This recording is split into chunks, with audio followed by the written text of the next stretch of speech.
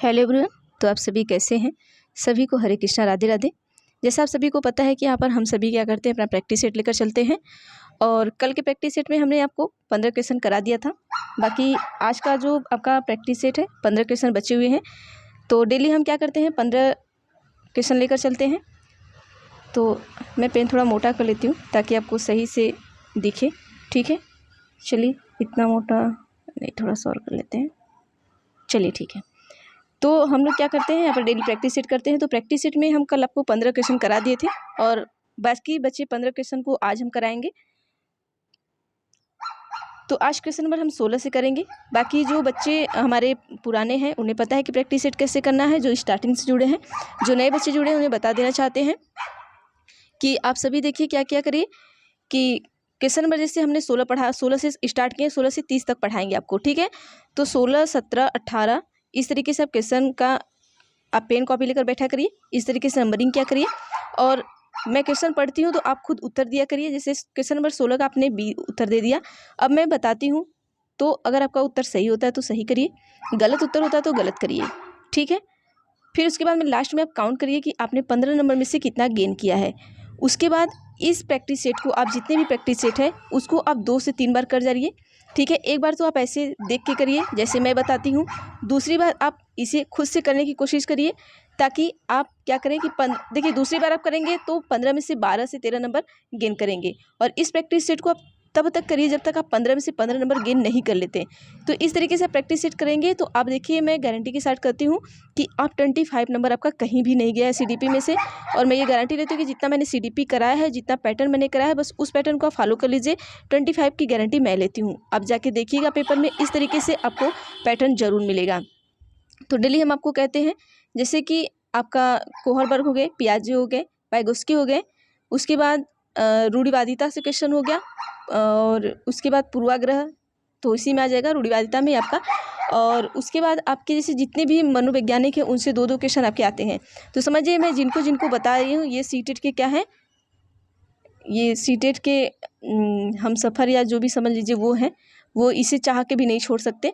ठीक है, तो वही इनका हाल है कि लेवागेस्की, जीन पियाजे, कोहलबर्ग और इस तरीके से जितने भी क्वेश्चन हमने आपको पैटर्न बताए हैं इनको ये छोड़ नहीं सकते। तो इनका ये पैटर्न फिक्स है, आपको उससे क्वेश्चन पूछना ही पूछना है। ठीक है, तो बाकी हम क्वेश्चन नंबर 16 से स्टार्ट करते हैं और आपको बता देना चाहते हैं हमारी जो फैमिली है वो हम सभी आज 2 के कंप्लीट हो गए। तो थैंक यू एवरीवन, आप सभी को बहुत बहुत थैंक यू, क्योंकि हम सभी लोग 2 के पर पहुंच गए हैं और आप सभी सपोर्ट करेंगे तो हम और आगे जाएंगे। जैसा आप सभी को पता है कि हमने कहा है कि जो हमें यूट्यूब से जो भी हमारी कमाई होगी, जो भी हमारा पेमेंट आएगा, उसका जो 50% है वो ज़रूरतमंद लोगों में जाएगा। क्योंकि आजकल आप सभी देखते हैं कुछ बच्चे ऐसे होते हैं जिनके पास पढ़ने के लिए पैसे नहीं होते हैं और जिनकी पढ़ने की इच्छा होती है। तो मैं जितना भी मेरा पेमेंट आएगा मैं उसमें सोचती हूँ, हो सकता है पढ़ने वाले बच्चे को दूँ या हो सकता है कि जिनका भी जैसे भी ज़रूरत होगा मैं उनमें अपना 50% क्या करूँगी, खर्च करूँगी। ये आप सभी को पता है, इसके लिए आप मेरा सपोर्ट करिए। इसमें देखिए आपका भी एक सपोर्ट होता है क्योंकि आप हमें एक शेयर और एक लाइक देते हैं, तो तभी मैं उसका देखिए आप मुझे एक शेयर एक लाइक देते हैं, मैं पढ़ाती हूँ, तो इसमें 50-50 हम दोनों का सपोर्ट होता है। अगर मैं इसमें अगर 50% मैं अपना किसी को दूंगी तो ठीक है, वो 25% वो आपकी मेहनत होगी, 25 हमारी होगी। क्योंकि 25 में इसलिए आपका आधा हिस्सा होगा क्योंकि अगर आप नहीं चाहते तो मैं नहीं कर पाती, इसलिए 25 आपके हिस्से का रहेगा, 25 हमारे हिस्से का जाएगा। तो प्लीज़ आप सभी सपोर्ट करिएगा। चलिए अब हम ज़्यादा टाइम नहीं खर्च करेंगे, इतना हम आपको बता दिए, बाकी आप सभी समझदार हैं। बाकी हम फटाफट से अपने क्वेश्चन पर चलते हैं क्योंकि आपके एग्जाम बहुत नज़दीक है। चलिए क्वेश्चन नंबर 16 क्या है आपका, थोड़ा हम इसको ऊपर कर लेते हैं ताकि आपको डी तक क्वेश्चन दिखे। ठीक है, इंग्लिश तो पढ़ना नहीं है। चलिए क्वेश्चन है आपका, देखिए थोड़ा डॉगी चिल्ला रहा है, पता नहीं क्यों मुझे ही देख के चिल्ला रहा है, वहाँ से आवाज़ जा रही होगी, डिस्टर्ब हो रहा होगा, थोड़ा मैनेज कर लीजिएगा। ठीक है, चलिए क्वेश्चन नंबर है कि एक भाषा कक्षा में वह विद्यार्थी जिन्हें वाचन वैकल्य उनके सफल समावेशन हेतु निम्न में से किस तकनीकी का इस्तेमाल करने से बचना चाहिए। ऑप्शन ए है हस्तलिखित कार्यों को जमा करने की सख्त समय सीमा निर्धारित करना। ऑप्शन बी है कक्षा में नोटिस बनाने की जगह आवाज़ रिकॉर्डर के इस्तेमाल की अनुमति देना। ऑप्शन सी है हस्तलिखित के बजाय टाइप और मुद्रित करके कार्यपत्रों को जमा करने की अनुमति देना। ऑप्शन डी है व्यक्तिगत गति के अनुसार पठन और लेखन के अवसर प्रदान करना। तो आपका यहाँ पर उत्तर क्या होगा, आप सभी बताइएगा। क्वेश्चन में क्या पूछा है, देखिए क्वेश्चन आप कभी भी क्वेश्चन को 2 बार पढ़ा करिए। हम आपको हमेशा बताते हैं कि सीडीपी में थोड़ा हम क्वेश्चन बड़ा कर देते हैं, फिर आपको ऑप्शन दिखाते हैं। सीडीपी में कभी भी हम क्वेश्चन पढ़ेंगे तो उसको 2 बार पढ़ेंगे। आप सभी को पता है कि क्वेश्चन बिना समझे हम उत्तर को नहीं दे सकते। देखिए पूछा गया है कि एक भाषा कक्षा, आपका भाषा कक्षा चल रहा है, वह विद्यार्थी जिन्हें वाचन वैकल्य का मतलब क्या होता है, जैसे डिसलेक्सिया हो गया आपका, उससे उनके सफल समावेशन हेतु निम्न से किस तकनीकी का इस्तेमाल करने से बचना चाहिए। ठीक है, तो हम यहाँ पर देख लेते हैं जो हमारा ऑप्शन नंबर 1 है वो सही होगा। क्यों सही होगा, क्योंकि हस्तलिखित कार्यों को जमा करने की सख्त समय सीमा निर्धारित करना। ठीक है, हम कभी भी बच्चे को इसके लिए बहुत ज़्यादा जाहिर नहीं करेंगे। देखिए बचना चाहिए, बचना मतलब हमें निगेटिव चीज़ पूछ रहा है, तो हम हमेशा देखेंगे कि जो क्वेश्चन में निगेटिव है तो ऑप्शन भी हमारा क्या होगा, निगेटिव वाला ही सही होगा। अगर क्वेश्चन में पॉजिटिव है तो ऑप्शन पॉजिटिव वाला मैं आपको डेली बताती हूँ। जो बच्चे स्टार्टिंग से जुड़े होंगे वो तो ये क्वेश्चन आराम से कर लेते होंगे। देखिए मैं कोई भी क्वेश्चन बताती हूँ उसमें आपको एक ना एक ट्रिक मैं बता देती हूँ ताकि आपका क्वेश्चन आसान हो जाए। ठीक है, तो देखिए हस्तलिखित कार्य को जमा करने की सख्त सीमा, अब बच्चे को क्या है, वाचन वैकल्य है। अब बच्चा मतलब कि उसको डिसलेक्सिया है, ठीक है, उसको पढ़ने संबंधी दिक्कत है, तो आप उसको ये नहीं कहेंगे कि नहीं कार्यों को जमा करने की एकदम सीमा निर्धारित आप इसी पर जमा करिए, नहीं तो हम आपको क्लास से बाहर कर देंगे या फिर कुछ इस तरीके से, आप उसके साथ ऐसा नहीं करेंगे। ठीक है, कक्षा में नोटिस बनाने की जगह आवाज़ रिकॉर्डर के इस्तेमाल की अनुमति देना, ये जरूरी है। बच्चा इससे अच्छी तरीके से सीखता है। आप देखते हैं, आप अपनी खुद की आवाज़ को रिकॉर्ड करके अगर कोई चीज़ सीखते हैं तो आप अच्छी तरीके से सीख लेते हैं। ठीक है, सी पर चलते हैं हम। देखिए ऑप्शन ए सही होगा, लेकिन हम तीनों समझा देना चाहते हैं आपको फटाफट से। फिर सी में क्या करा है कि हस्तलिखित के बजाय टाइप और मुद्रित करके कार्यपत्रों को जमा करने की अनुमति देना, ये भी सही है। हस्तलिखित मतलब जब तक लिखेगा बच्चा उसको टाइप करने सिखाना, ये भी सही है। डी में है कि व्यक्तिगत गति के अनुसार पठन और लेखन के अवसर प्रदान करना, बहुत जरूरी है कि उसमें पठन और लेखन को आप क्या करेंगे, प्रदान करेंगे। ठीक है, चलिए नेक्स्ट क्वेश्चन पर हम चलते हैं। इसको पता नहीं क्या हो गया, चिल्ला आ रहा है।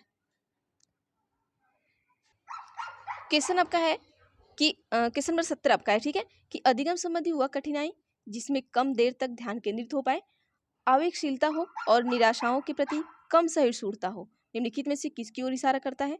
ऑप्शन ए है अवधान न्यूनता अतिक्रियाशीलता विकार, बी है स्वलीनता, सी है आपका दृश्यवादित, डी आपका है गुणन वैकल्य।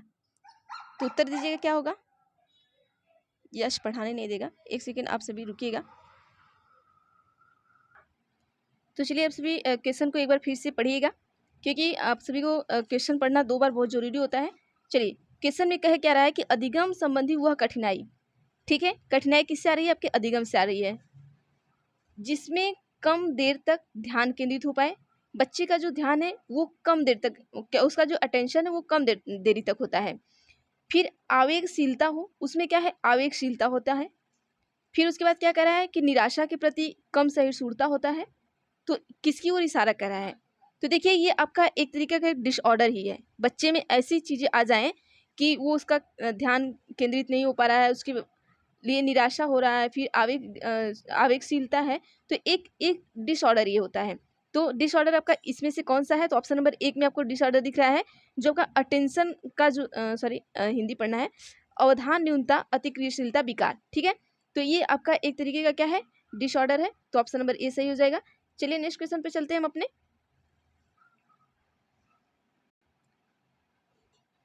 क्वेश्चन नंबर 18 आपका है कि निम्नलिखित में से वह कौन सी स्थिति है जिसमें तर्किता, अधिगम, समस्या समाधान के साथ साथ व्यवहार समायोजन को, जिसमें सामाजिक और व्यवहारिक कौशलता सम्मिलित है, महत्वपूर्ण रूप से बाधित रहता है।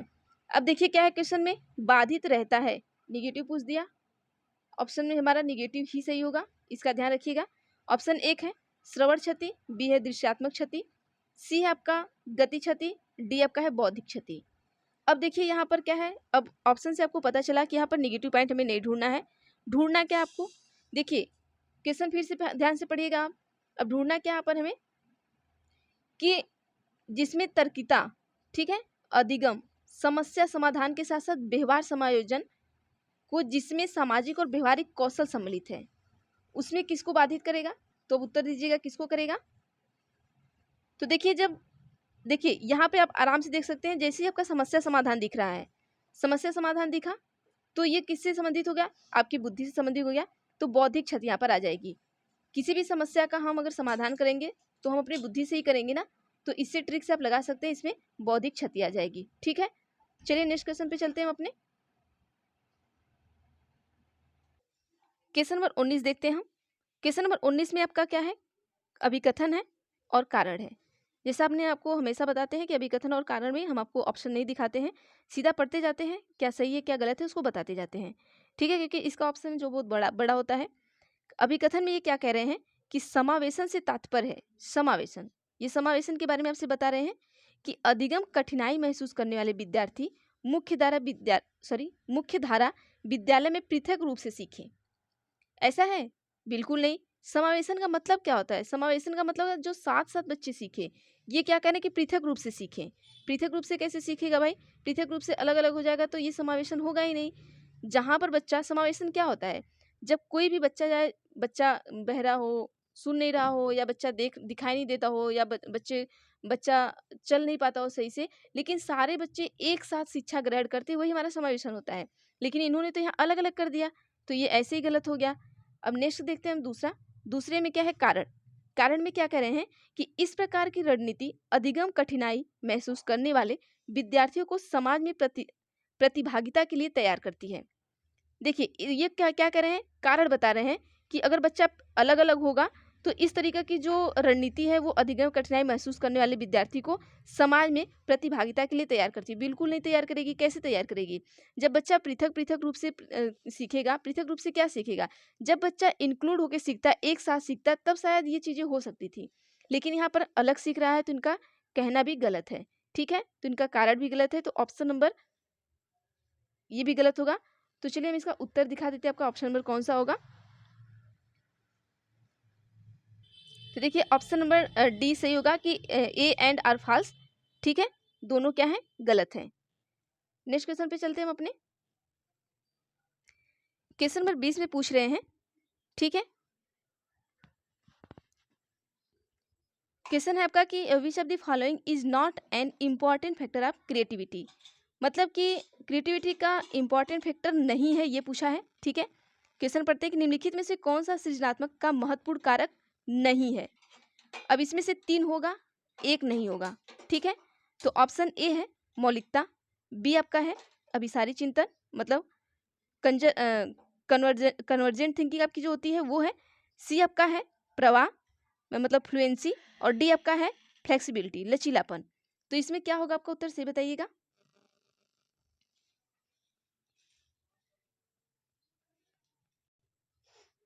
तो चलिए हम यहाँ पर देख लेते हैं कि महत्वपूर्ण कारक नहीं है। ठीक है, कारक नहीं पूछा है, तो देखिए मौलिकता तो आपकी यहाँ पर सृजनात्मकता की महत्वपूर्ण कारक होगी। ठीक है, प्रभाव भी होगा, लचीलापन भी होगा, लेकिन जो कन्वर्जेंट थिंकिंग होगी ये नहीं होगी। अभिसारी चिंतन नहीं, अगर अपसारी रहता तो शायद एक बार सही रहता, लेकिन अभिसारी चिंतन नहीं होगा। ऑप्शन नंबर बी सही कर लीजिएगा यहाँ पर। ठीक है, नेक्स्ट क्वेश्चन पे चलते हैं। नेक्स्ट क्वेश्चन पे चलने से पहले हम इसको थोड़ा सा आपको बता देना चाहते हैं कि ये जो आपकी सृजनात्मकता के महत्वपूर्ण कारक है कौन कौन से हैं। तो देखिए अभिसारी चिंतन जो हमारी होती है वो सृजनात्मकता का महत्वपूर्ण कारक नहीं होता है, जबकि सृजनात्मकता के जो महत्वपूर्ण कारक होते हैं कौन कौन होते हैं, आपका मौलिकता होता है, प्रवाह होता है, लचीलापन होता है। देखिए परंपरागत ढंग से हटकर किसी नए ढंग से सोचने, ठीक है, जैसे सारे लोग जैसे सोचते हैं उस तरीके से हटके अगर आप एक नए तरीके से या एक नए तरीके से सोच रहे हैं या चिंतन कर रहे हैं, तो यही चिंतन करने की जो योग्यता होती है वो सृजनात्मकता कहलाती है। सृजनात्मकता का मतलब यही होता है कि जहाँ पर 10 बच्चे जिस तरीके से सोच रहे हैं किसी कार्य को करने के लिए, वहाँ पर आप एक अकेले बच्चे हैं जो आप एक अलग तरीके से सोच रहे हैं और वो कार्य को आप बहुत अच्छी तरीके से कर रहे हैं, तो मान लीजिए आप क्या है, एक सृजनशील बच्चा है। ठीक है, तो यही सृजनात्मकता आपकी कहलाएगी, इसको ध्यान में रखिएगा। और ये किससे संबंधित होती है, देखिए अभी हमने आपको क्या बताया, अपसारी चिंतन से संबंधित होती है, लेकिन अभिसारी से नहीं। अपसारी का मतलब देखिए एक अभिसारी होता है चिंतन और एक आपका अपसारी होता है। तो देखिए अपसारी इससे संबंधित होता है जो क्या होता है कि एक से अधिक द्वारा समस्याओं को हल करने के तरीकों को क्या करता है, संदर्भित करता है। अब सारे चिंतन वाले बच्चे क्या करते हैं कि एक समस्या उनको दे दीजिए, वो 10 तरीके से इसको क्या करेंगे, हल कर सकते हैं। ठीक है, अब देखिए यहाँ पर थोड़ा सा हम देख लेते हैं क्रो एंड क्रो के अनुसार क्या होता है। क्रो एंड क्रो क्या कहते हैं, ये कहते हैं कि जो हमारा सृजनात्मकता और मौलिक परिणामों को अभिव्यक्ति करने की मानसिक क्या है, प्रक्रिया है। इसको भी थोड़ा ध्यान में रखिएगा कि क्रो एंड क्रो के अनुसार कभी कभी ये कथन में पूछ देता है आपको कि सृजनात्मकता मौलिक परिणामों को अभिव्यक्त करने की क्या है, हमारी एक मानसिक प्रक्रिया है। नेक्स्ट क्वेश्चन पे चलते हैं हम, क्वेश्चन नंबर 21 पर। चलिए क्वेश्चन नंबर 21 देखते हैं हम। क्वेश्चन नंबर 21 में क्या है कि एक सामाजिक संरचनात्मक कक्षा में ज्ञान को क्या स्रोत, ज्ञान के क्या क्या स्रोत होंगे। ठीक है, आपका जो कक्षा है, आंसर तो दिख गया आपको, पर कोई बात नहीं, समझा देते हैं।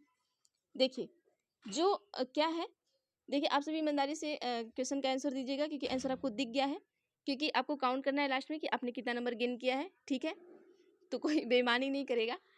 चलिए क्वेश्चन क्या है आपका कि एक सामाजिक संरचनात्मक कक्षा में ज्ञान के क्या क्या स्रोत हो सकते हैं। ऑप्शन 1 है अखबार, बी है सहपाठी, सी आपका पाठ्यपुस्तक, डी आपका लोक कला कथाएं। तो देखिए एक सामाजिक संरचनात्मक कक्षा आपकी है, तो उसमें ऐसे इन चारों में से क्या क्या है जिससे आपको ज्ञान मिलेगा। तो आपको क्या लग रहा है कि इसमें से कौन हो सकता है। तो देखिए इसमें से हमें न्यूज़पेपर से भी ज्ञान मिलेगा, सही बात है। पीर्स से मतलब आपके जो सहपाठी आपके दोस्त हैं उनसे भी ज्ञान मिलेगा, क्योंकि हो सकता है आपको थोड़ा ज़्यादा आता हो, आपको थोड़ा कम आता हो और आपके सहपाठी को ज़्यादा आता हो, तो आपको ज़्यादा बता देता हो, तो उससे भी ज्ञान मिलता है। आप टेक्स्ट बुक लेके बैठते हैं कक्षा में, इससे भी मिलता है, और जो आपके लोक कथाएं होती हैं उनसे भी मिलता है। तो ये हमारे चारों ऑप्शन क्या होंगे, सही होंगे। तो ऑप्शन नंबर चारों सही कहाँ पर है, ऑप्शन नंबर डी में है, तो डी सही कर लीजिएगा आप सभी। ठीक है, तो चलिए नेक्स्ट क्वेश्चन पे चलते हैं हम अपने। क्वेश्चन नंबर 22 आपका पूछा गया है। क्वेश्चन क्या है, चलिए देखते हैं। क्वेश्चन आपका है कि अधिगमकर्ताओं की सक्रिय संलग्नता के लिए क्या आवश्यक है। देखिए अधिगमकर्ता जो लर्नर आपके हैं उनके लिए पूछा गया कि जो सक्रिय संलग्नता है उनके लिए क्या आवश्यक है। ऑप्शन 1 है अन्वेषण और पूछताछ आवश्यक है, 2 है कि पुनरुत्पादन और प्रत्यास्मरण आवश्यक है, 3 आपका है कि संप्रयोग और चिंतनशीलता, 4 है कि बहस और चर्चा। तो इनमें से क्या आपका उपयोगी होता, उनके लिए क्या आवश्यक हो सकता है। जो एक्टिव इंगेजमेंट लर्नर होते हैं उनके लिए क्या इन्वॉल्व हो सकता है वो आपको बताना है। तो चलिए यहाँ पर हम देख लेते हैं। देखिए उनके लिए देखिए अन्वेषण तो जरूरी है, ऑप्शन नंबर ए सही है, लेकिन जो का रिप्रोडक्शन एंड रिकॉल होता है ये उतना जरूरी नहीं होता है। संप्रयोग चिंतनशीलता भी जरूरी है, बहस चर्चा भी जरूरी है, लेकिन हम उनके लिए रिप्रोडक्शन एंड रिकॉल नहीं करेंगे कि अगर हमने यहाँ पर ABCD लिख दिया है तो सेम सेम आप भी उसी को उतार लीजिए, ये इनके लिए बहुत ज़रूरी नहीं होता है। बाकी अन्वेषण है मतलब कि पूछताछ है, वो चिंतन कर रहे हैं, बहस चर्चा कर रहे हैं किसी विषय पे, तो ये चीज़ें ज़रूरी होती हैं। जैसे कोई बच्चा है, मैं आप समझा देना चाहते हैं कि कोई बच्चा है तो उसको आप कह रहे हैं कि क्वेश्चन पूछो, ठीक है, ये यहाँ तक तो सही है। आप उसको कह रहे हैं कि जो क्वेश्चन दिया गया आपको उस पर चिंतन करो, ये भी सही है। जो क्वेश्चन आपको दिया गया या जो चीज़ें आपको बताई गई हैं आप अपने दोस्तों से बहस करिए, उस पर चर्चा करिए, डिस्कशन करिए, ये भी ठीक है। लेकिन आप ये नहीं कह सकते कि नहीं आप उसको सीधा सीधा कॉपी पेस्ट कर लीजिए। ठीक है, तो ऑप्शन नंबर यहाँ पर 2 को छोड़कर बाकी तीनों सही हैं। तो यहाँ पर क्या दिखेगा आपको, कहाँ पर, ऑप्शन नंबर सी में है।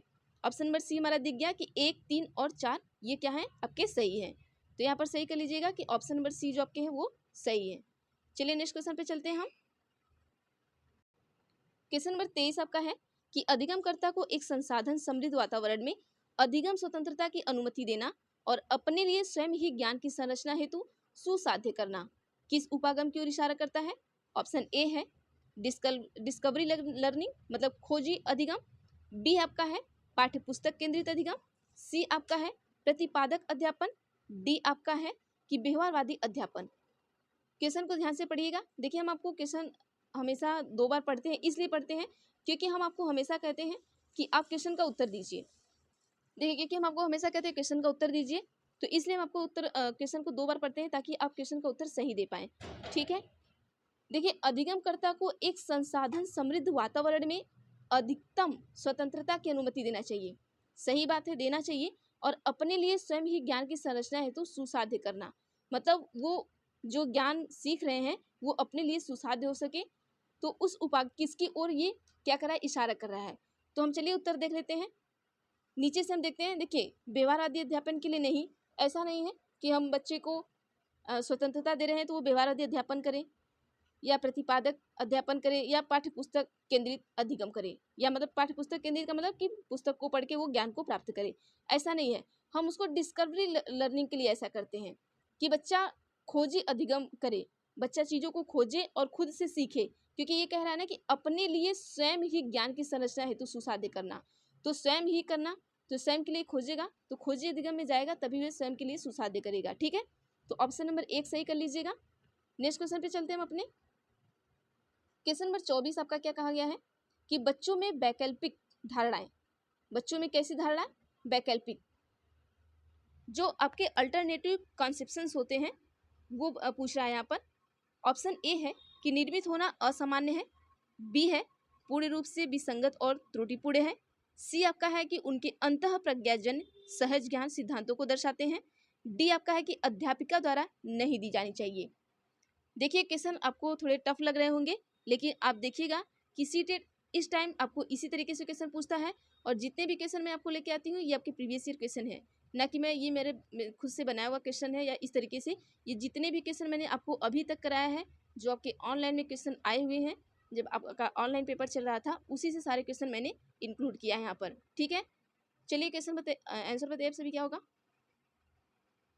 तो यहाँ पर हम देख लेते हैं बच्चों में जो वैकल्पिक धारणाएं होती हैं वो उनके अंतः प्रज्ञाज्ञान मतलब सहज ज्ञान सिद्धांतों क्या करते हैं, दर्शाते हैं। ऑप्शन नंबर सी सही कर लीजिएगा यहाँ पर।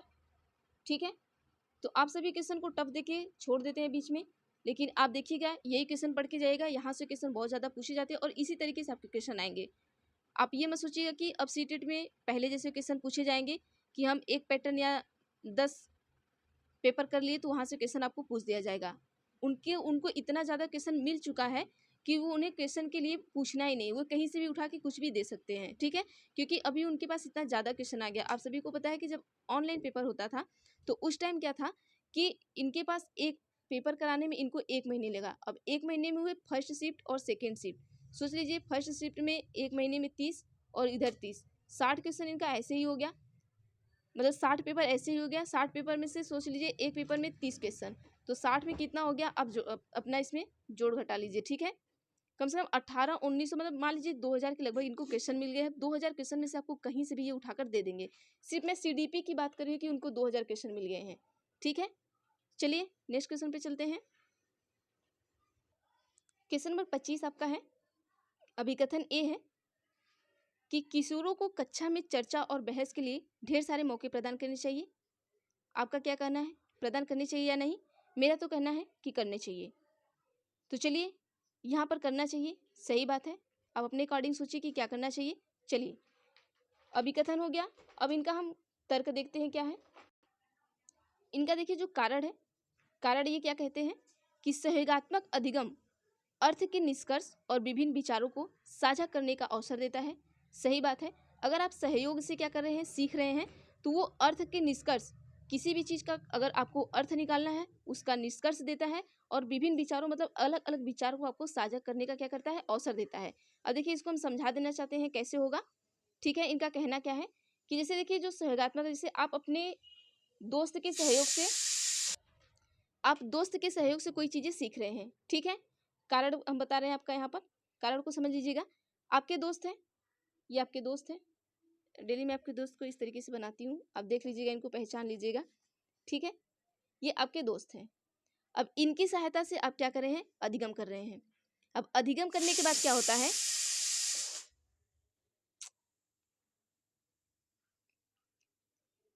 अधिगम करने के बाद क्या होता है, देखिए कि अर्थ के निष्कर्ष निकलते हैं। कोई भी चीज़ आप उनसे पूछिए उसका निष्कर्ष निकलता है, और विभिन्न चीज़ें आपके दोस्त आपको साझा करते हैं, आप अपने दोस्त को साझा करते हैं, तो इसका आपको अवसर मिलता है। ठीक है, तो चलिए यहाँ पर जो हमारा सही उत्तर होगा वो आपका ऑप्शन नंबर ए सही होगा कि both A and R true and R is the correct explanation of A. ठीक है, चलिए नेक्स्ट क्वेश्चन पर चलते हैं हम अपने। आज हमारा टाइमिंग बहुत ज़्यादा हो गया, 24 मिनट हो गए हैं, क्वेश्चन कंप्लीट नहीं पाए। डेली वैसे हमारे 22 मिनट में हो जाते हैं। चलिए फटाफट से करते हैं हम। ठीक है,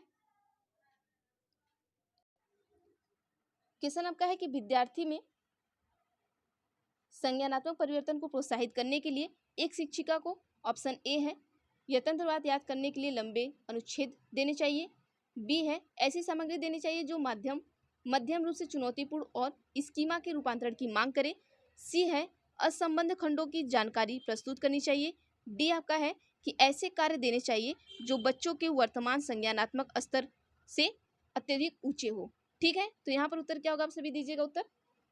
तो देखिए, अगर आप एक शिक्षिका हैं तो आपको क्या करना चाहिए कि आपको ऐसी सामग्री देनी चाहिए जो मध्यम रूप से क्या हो, चुनौतीपूर्ण हो और स्कीमा के रूपांतरण की क्या करें, मांग करें। तो ऑप्शन नंबर बी सही कर लीजिएगा। नेक्स्ट क्वेश्चन पे चलते हैं।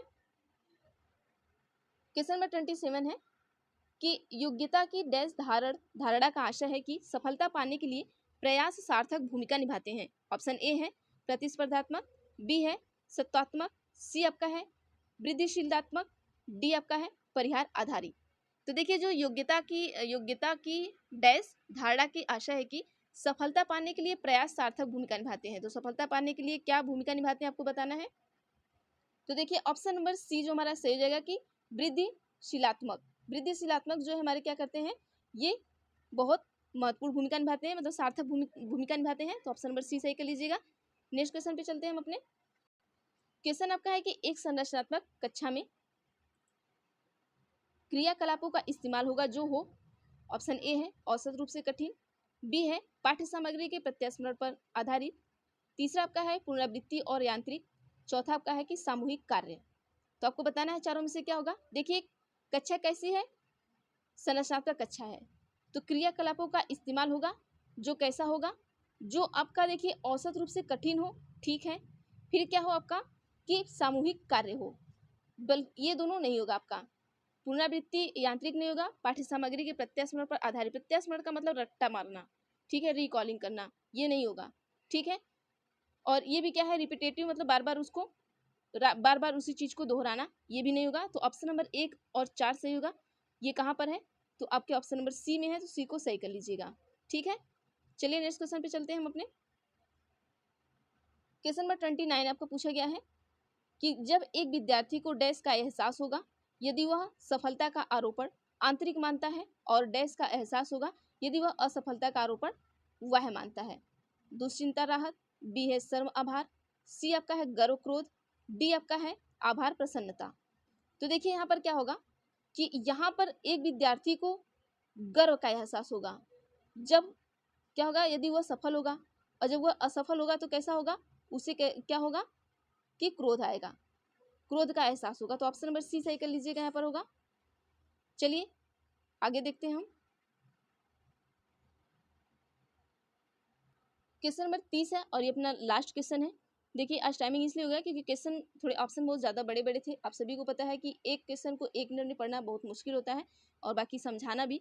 तो चलिए, क्वेश्चन नंबर 30 में क्या है कि माध्यमिक स्तर पर एक नए संप्रत्यय को पढ़ाते हुए एक अध्यापिका को, ऑप्शन ए है निश्चित कर लेना चाहिए कि वह संप्रत्यय विद्यार्थी के लिए बिल्कुल अपरिचित हो, बी है कि विद्यार्थी के पूर्व ज्ञान को नए संप्रत्यय से जोड़ना चाहिए, सी आपका है कि विद्यार्थियों को बने बनाए लेख देने चाहिए और उन्हें रट्टा मारने को कहना चाहिए, डी आपका है कि निश्चित कर लेना चाहिए कि संप्रत्यय के बारे में चर्चा के दौरान विद्यार्थी अपने सामाजिक सांस्कृतिक ज्ञान को साझा ना करें।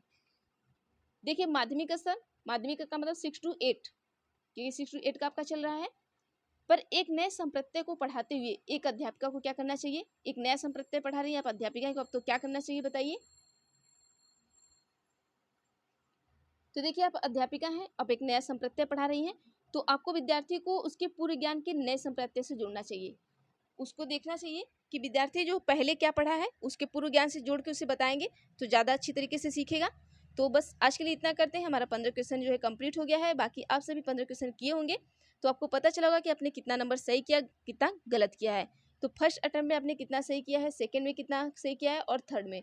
तो प्लीज़ आप सभी कमेंट करके बताया करिए, और वीडियो अच्छी लगे तो वीडियो को प्लीज़ लाइक कर दिया करिए, और अगर जो चैनल पर नए हैं प्लीज़ चैनल को सब्सक्राइब कर लीजिएगा आप सभी, ठीक है, क्योंकि आगे हो सकता है कि आपके कुछ कॉम्पिटिटिव एग्जाम है उसके भी चीज़ें हम आपको लेकर आएँ। थोड़ा टाइम मैनेजमेंट का इशू रहता है, लेकिन चीज़ें धीरे धीरे सही हो जाएंगी। टाइम मिलने लगेगा तो हम आपको कॉम्पिटिटिव की आगे चीज़ें भी हम आपको पढ़ाएंगे। तो चैनल को सब्सक्राइब कर लीजिएगा आप सभी।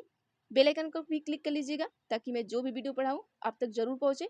तो थैंक यू एवरीवन, देखते हैं हम नेक्स्ट वीडियो में।